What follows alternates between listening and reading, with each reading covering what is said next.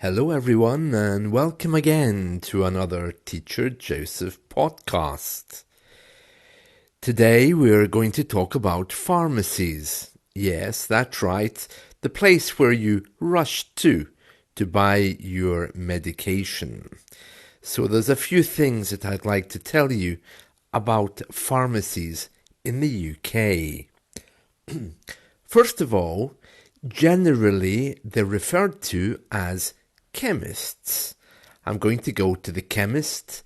Is there a chemist nearby, for example?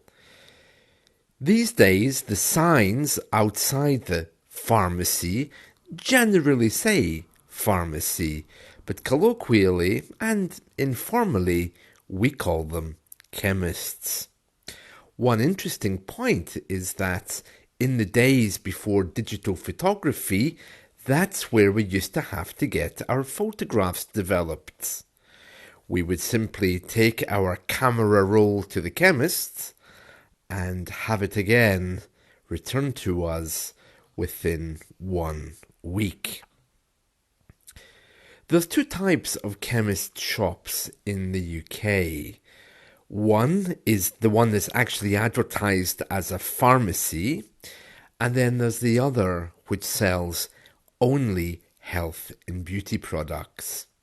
It can be a little bit confusing when we call both of them chemists, but I can see that more and more one of the types that does the medication is advertising as pharmacy. So that helps to take away the confusion. So basically we have one major player, a chain up and down the UK, which is called Boots Pharmacy. Boots. Just like the boots you would wear on your feet. And Boots Pharmacy probably exists in every town.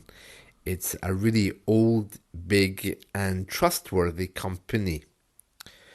On the other hand, just to give you an example of the kind of confusion that we go through with chemists, we also have another shop called Superdrug. Now, you would think with a name like that they actually sold medication, but actually, no, they're only there for health and beauty products. So you can see there's a bit of confusion.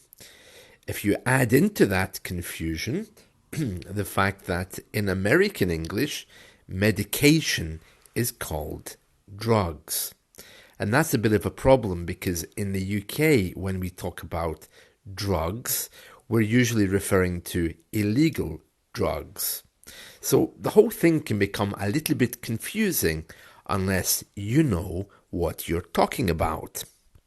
So let's go over a few scenarios. Imagine that you're going your holidays and you want to buy suntan lotion. Of course, you would go to the one which sells health and beauty products. A shop such as Superdrug, it may be advertising itself as a chemist with a name like Superdrug, as I mentioned a moment ago. So you have to be kind of careful. And then you look for a pharmacy to get your medication. Pharmacies here are not as common as they would be in the Mediterranean, for example.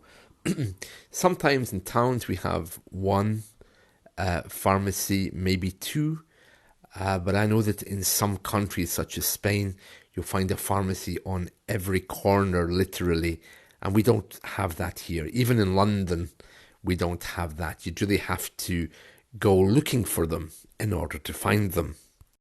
Another thing about pharmacies is, of course, they're restricted with what they can sell you.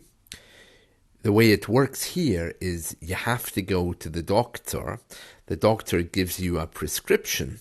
You take that to the pharmacy and then you get your medication. If you go to the pharmacy without that and you say, for example, I would like to buy antibiotics, please, then they'll just tell you no, that they can't sell them to you without a doctor's prescription. Stuff that you can buy from the pharmacy, let's say paracetamol, ibuprofen, and there's quite a lot you can actually buy over the counter. We can even buy here codeine over the counter. We call that over-the-counter medication. That means stuff that you can buy literally over the counter without a doctor's prescription. One final note I want to mention to you about pharmacies here. They generally have everything, but depending on where you are in the UK, you may not have to pay for medication. Let me give you some examples. So, Scotland, medication is completely free. The last time I checked, England had to pay for it, and it's a set price. It's around £10. So whether the medication is worth £2 or whether it's worth £5, you pay the set price. And if you need more than one thing, you can find yourself paying £20 or £30. So it can be quite expensive for those people who have regular medication in England, such as illnesses like diabetes, for example, then they don't have to pay. However, in other bits of the UK, such as Scotland, and I think Northern Ireland and Wales now as well, medication is completely free. So before you get any ideas about going to the doctor in England and heading to a chemist in Scotland, it doesn't quite work that way. That kind of abuse would not be tolerated. In American English, pharmacies are referred to as drug stores. And as I mentioned earlier, that's not a term that we would use here in the UK. If you find a sign that says pharmacy, you can rest assured that they will be offering medication. If it has any reference to chemist outside of it, then again, probably you'll find it will have medication. But we do have lots of other shops that look like pharmacies, such as Superdrug, and you go inside and then you're sorely disappointed to find that you can't actually talk to a pharmacist because there's nobody there except women who are selling you basic suntan lotion, deodorant, and things to make yourself look nice if you need that. Something which I find quite amusing in pharmacies is if you buy anything, they come with all kinds of warnings, especially medication that's not over the counter. So she gives you your medication and then she tells you something like, no more than 3 days and no more than 2 at a time, to be taken with food after midnight. I don't know how they remember all this stuff, but I often joke with them, I don't know how you remember all that. And they tell me very bitterly that they don't. And some of them have to write it down. Anyway, that's it from me about pharmacies in the UK. I hope you found this useful.